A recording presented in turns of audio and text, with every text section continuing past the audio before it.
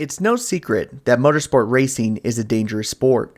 No matter how much safety is enforced, there is always the chance that a driver will get hurt at the speeds they are going. He's upside down, into the guardrail, side over side, end over end, and Davey Allison has experienced a horrifying crash.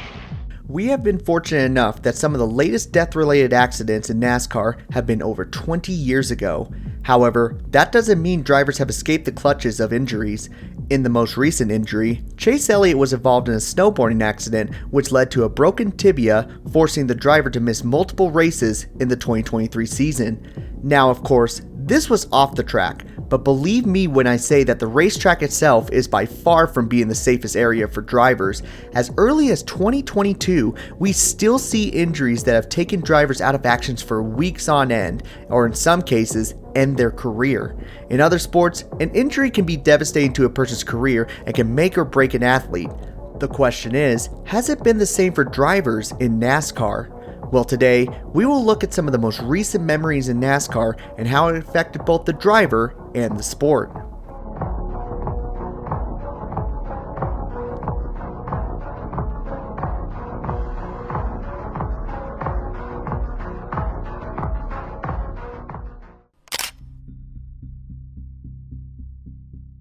To say Alex Bowman's injury was a shock to the NASCAR world was an understatement. In the playoff race at Texas Motor Speedway, Alex Bowman had what looked to be a minor incident in turn number 4 backing into the outside wall.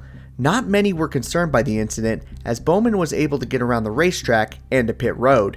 However, when radio communication as well as the inside camera caught Alex Bowman in immense pain, people immediately knew something was wrong. When Alex Bowman backed into the outside wall, the force of the impact would shoot Bowman's head into the seat of the car, causing him to receive a concussion in the middle of the race. He wouldn't be the only driver injured, as Cody Ware would have a violent incident in the same turn, ending on pit road. Issues this time, it's Cody Ware in the 51, look out on pit road. And that is a very difficult situation, as Cody Ware was not able to control that car. Thankfully, no one was over the wall or on the wall at the time as he was coming in. He was able to climb out of the car, but then would immediately collapse from the pain. This was due to an impaction fracture on his ankle that he suffered from the crash. Cody Ware missed 1 race, while Bowman would miss 5. This led to major outcry from the fans, as this was the second time a driver was forced to sit out due to concussions from the next-gen car. NASCAR would receive a lot of criticism for the incidents, which made them reconsider the structure of the next-gen chassis. The changes included modifications to the center, rear clip, and rear bumper supports to absorb most of the initial impact.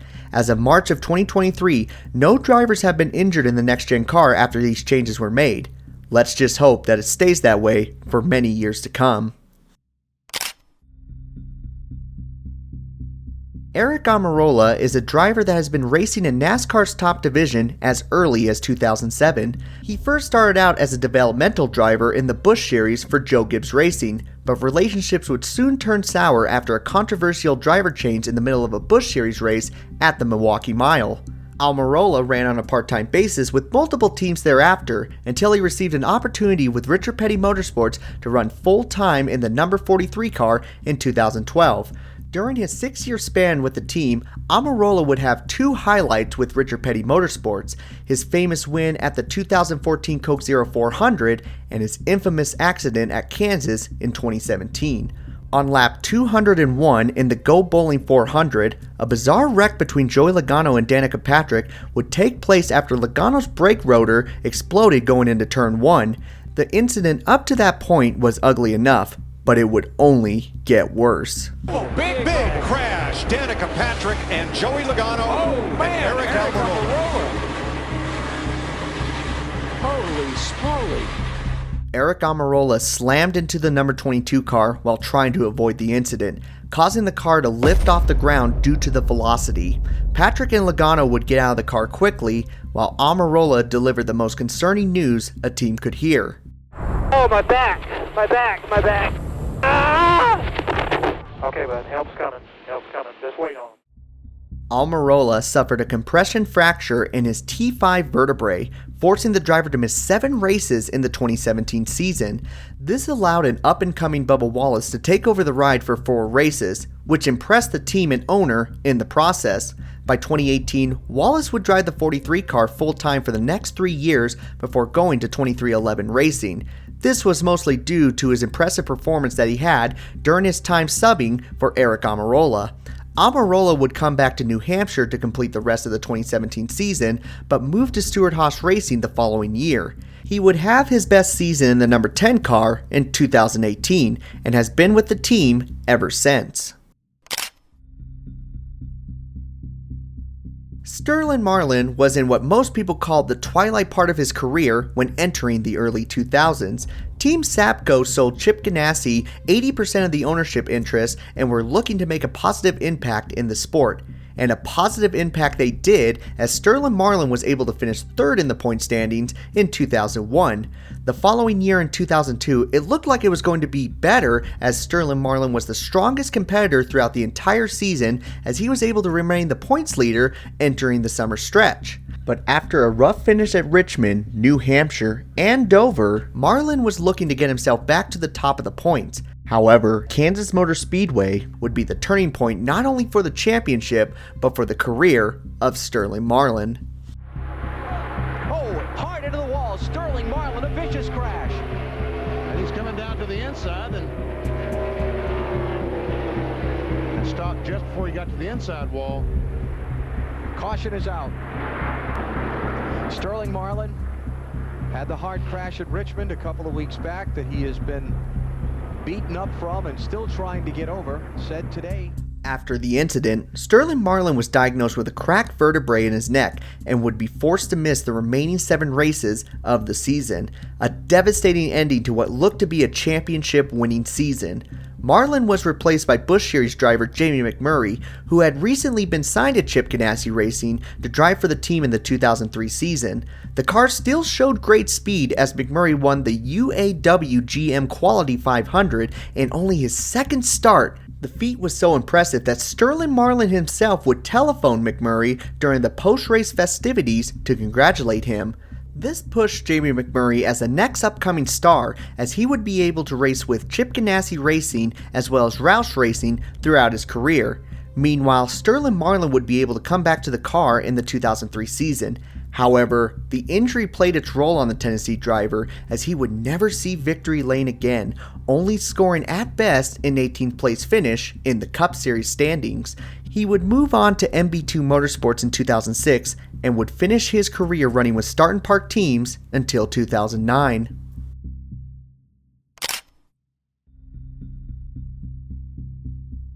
If there was someone who could never escape injuries in NASCAR, it was Steve Park. Steve Park was a developmental driver for the now defunct Dale Earnhardt Incorporated in the late 1990s. He would show potential after winning 3 Xfinity Series races in 1997 and finishing 3rd in the driver standings. Dale Earnhardt promoted his driver to drive full-time in the number 1 Pennzoil car starting in 1998. It was a rough start for the number 1 team, as their best finish in the first 3 races would only be a 31st place.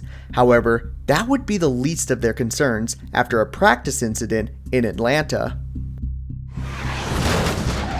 My rookie year, punctured a tire, sent the car hard into the wall, and I ended up with a broken leg, fractured clavicle, just numerous injuries. Steve Park suffered a tire failure and would have 3 hard hits with the wall before his car came to rest. He sustained a broken leg, broken collarbone, broken shoulder blade, and 2 chipped front teeth. The wreck sidelined him for 15 races, resulting in him being replaced by Phil Parsons, Ron Hornaday Jr., and Darrell Waltrip. Darrell Waltrip's name pops out the most on this list, as earlier in the 98 season, Waltrip lost his team after a failed sponsorship would run him bankrupt, inevitably leaving him without a ride. The open spot gave him a chance to run out his 1998 season without missing any races, which he made the most of. Out of the 13 races that he ran for the team, Waltrip would be able to score 7 top 15 finishes and 2 top 10 finishes, giving the 3-time champion shining hope in his twilight part of his career. Park returned to the car at the Brickyard 400 and drove the 1 car for the following 3 seasons. In 2001, Steve Park was having a career year as he was running 10th in the point standings with 1 victory in the season. There were only 12 more races before he was able to score a top 10 in the championship standings. While at Darlington Raceway, Park decided to run a race with Marsh Racing in the number 31 car. Little did all of us know that this race would be the unfortunate turning point of his career. Is that Dan Partis? Looks like No, Park just spun. He just lost it. either something obviously had to break on that car or something for the car to turn left that hard. He didn't just lose it at that speed. Oh, that's crazy. It's almost like an axle was broke or something for the car to turn like that. Oh, yeah, man. you see the skid mark right there? On September 1st, Steve Park would be involved in a crash that would alter his racing career moving forward. While under caution, his steering wheel came off, causing his car to suddenly swerve left, right in the path of Larry Foyt, who was speeding up to join the front for the restart. Foyt would have zero time to react and rammed the driver's side of Park's car at well over 100 miles per hour. Foyt would be able to avoid injury, but the same couldn't be said for Steve Park. Park was hospitalized with a brain injury and 7 broken ribs. He would also suffer double vision and slurred speech. He would miss the rest of the 2001 season as well as the first 4 races of 2002. Kenny Wallace would be the replacement driver until Steve Park would be ready to race again. Unfortunately, the damage was done to the New York driver, as his accident affected his driving to the point that he was no longer as fierce of a competitor as he once was. He never collected a victory again and finished most of his races outside the top 20. He would be traded to Richard Childress Racing in the middle of 2003 before being let go from full-time competition.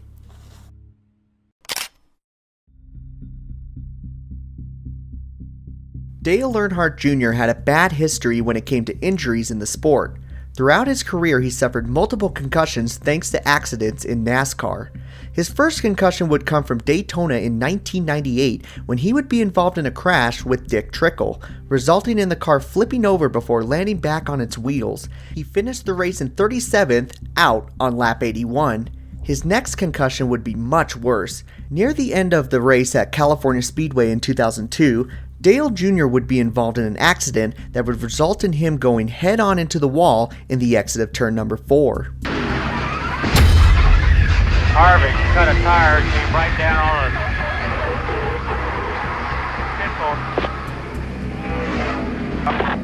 Junior, you alright? Help me! Help me! Help me! Hurry up, Junior, hurry up! Alright, dude. Come on! Shockingly, Dale Jr. continued on racing as concussions were not treated as seriously as they are today. It showed in his results too, as the next 3 races after his second concussion were 30th or worse. Dale Jr. would be lucky enough not to see an injury like this until 10 years later in 2012. During a test session at the newly repaved track of Kansas Speedway, Dale Jr. would lose a tire resulting in a violent wreck into the wall, leading to another concussion for the future Hall of Famer. The wreck affected Dale Jr. in a negative way, but still continued to race the 2012 season. That is until the 2012 race at Talladega, where Dale Jr. would be involved in the big one on the final lap of the race. Oh, there's contact! Get out of you now. Stewart into the middle of the pack and over.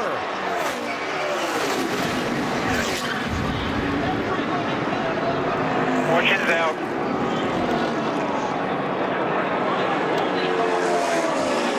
And a huge wreck to end this race. Although it didn't look like a violent wreck for Dale Jr., he reported that he felt the same headaches and nausea that he experienced from the wreck at Kansas. He missed the next 2 races, resulting in Regan Smith driving the 88 car in the 2 races Jr. couldn't compete. This would be the start of Regan Smith becoming the replacement driver for teams in the Cup Series, as he would jump into multiple rides throughout the 2010s in place of an injured or suspended driver. An interesting opportunity for Smith, but a scary one for Junior, as the 2012 incident would be the start of Junior's health declining from the concussions. Throughout 2013 until 2016, Junior kept receiving concussions from crashes, but would never go see the doctor to see if he was clear to race. Finally, during the summer of 2016, Junior would finally go to the hospital as he was having trouble walking and would be out of the car for the rest of the season. The concussion did so much damage to the two-time Daytona 500 winner that he would be sidelined for the next 5 months. This led to Alex Bowman getting a second shot in the Cup Series and Jeff Gordon coming out of retirement to help his old team owner. The result led to Bowman getting a full-time ride with Hendrick Motorsports in 2018, a ride that he still holds to this day. As for Dale Earnhardt Jr., he would race for one final season in 2017, before retiring full-time from the Cup Series to become a color commentator in NBC and bringing awareness to many of the dangers of concussions.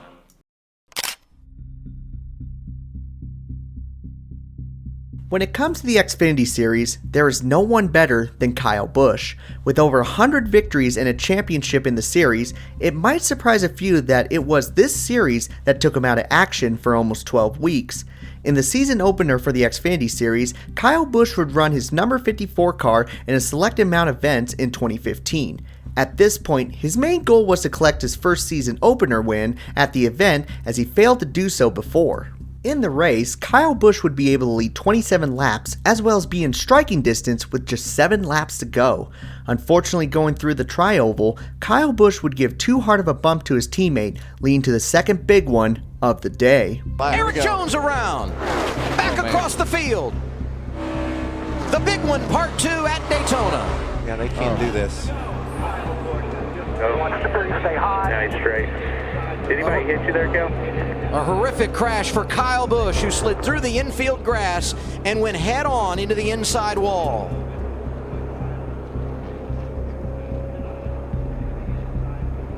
And he is climbing from that car, and that is an unbelievable sight. Wow. I mean, he hit that wall head-on. Looked like he never even slowed down. Busch's Toyota crushed the barrier at 90 miles per hour, generating a force of 90 Gs. It pushed all the air out of his body, he said, and the steering wheel hit his helmet and his chest. The lower driver compartment was pushed so far back and so violently that it broke his left foot and snapped his right leg. He would be able to get out of the driver's seat, but needed help from the safety team to be fully taken out of the car. The incident put him out of the car for 3 whole months, having the likes of Matt Crafton, David Reagan, and rising star Eric Jones to take over the ride. Crafton would be the substitute driver for the Great American Race, being his first and only start in the Cup Series till 2019. David Reagan ran the majority of the races for the 18 team and scored a best finish of 5th at Martinsville, but the biggest shocker would be Eric Jones making his Cup Series debut in the 18 car at Kansas Speedway. He would run consistently in the top 10 before he would make contact with the wall late in the race. This would land him a full-time ride in 2016 in the Xfinity Series, followed by a full-time ride in the Cup Series, in which he still runs to this day. Finally, in the 13th race of the season, Kyle Busch was back behind the seat. Many wondered if he would be the same after his scary incident at the beginning of the season. Would he be able to make the playoffs with such a deficit, or even score a win in 2015? Well, people didn't have to wait long for the answer. And off the final turn, no crutches necessary. Kyle Busch wins at Sonoma. And for the first time, He's coming out of turn number 4. Kyle Busch is going to win at Kentucky. 3 out of the last 4 races, Kyle Busch has won. It's on either side. Kyle Busch is going to add his name to the illustrious list of Brickyard 400 winners. In his first 10 races back, Kyle Busch would win 4 races and put himself in the top 30 before the playoffs even began. An impossible feat for many, but not for the driver with the most victories in NASCAR's top 3 divisions. Throughout the playoffs, Kyle Busch would make his way through each and every round all the way through the championship 4. He only had 3 drivers in front of him to pull the Cinderella story of the century. those drivers being Kevin Harvick, last year's champion, Martin Truex Jr., a driver who has turned his career around at this point, and Jeff Gordon, one of the all-time greats trying to end his career with a championship. A daunting task for any driver, but if anyone could do it, it would be Rowdy Busch. Through 3 and 4. No one has battled through as much pain and had as much perseverance as 30-year-old Kyle Busch. For many, injuries can ruin an athlete's chances of ever coming close to winning the championship again. It's the sad reality in sports, but it doesn't always end like that. Some athletes are lucky to pick back up right where they left off. Others can come back even stronger. But in NASCAR, they can do the unthinkable and be the best in the world. 30-year-old Kyle Busch. Tonight he earns his first Cup title. Kyle Busch, the 2015 NASCAR Sprint Cup champion.